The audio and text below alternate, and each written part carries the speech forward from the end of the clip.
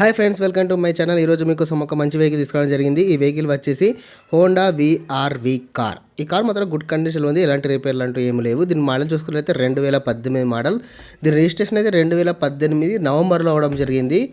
ఇక దీని రిజిస్ట్రేషన్ కూడా చేయించడం జరుగుతుందని మొన్న చెప్పడం జరిగింది.